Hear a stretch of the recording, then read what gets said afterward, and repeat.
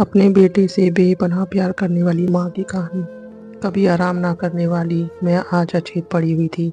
शरीर चेतन शून्य था, पर मैं पास खड़ी सब देख सुन रही थी, लेकिन किसी को भान नहीं था कि मैं देख रही हूँ। पति सिर पर हाथ रखकर जड़वत बैठे थे। काफी लोग आ जा रहे थे। मेरी बेटियां अवाक बैठी थी। कुछ लोग बार बार घड़ी देख रहे थे।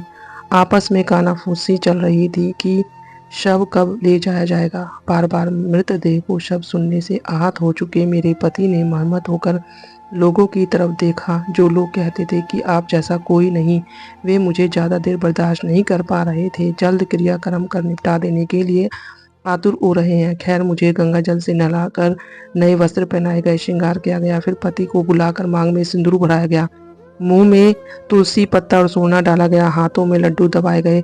पर सब कुछ यंत्रचलित ढंग से हो रहा था। निष्पन्न शरीर में भी दर्द का स्पंदन महसूस हो रहा था। बेटे की रात की फ्लाइट थी, वह कैंसिल नहीं कर सकता था।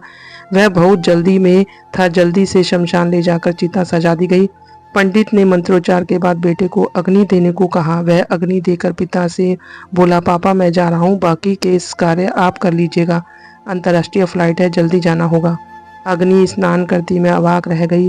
क्या क्या नहीं किया मैंने इसके लिए। आज मेरा बेटा मेरे पूरी तरह से राग बनने का इंतजार नहीं कर सकता। आज एहसास हुआ सिर्फ राम नाम ही सत्य है। मेरी आत्मा जो पीड़ा महसूस कर रही थी, वह राम का ध्यान करते ही अंत में विलीन हो गई।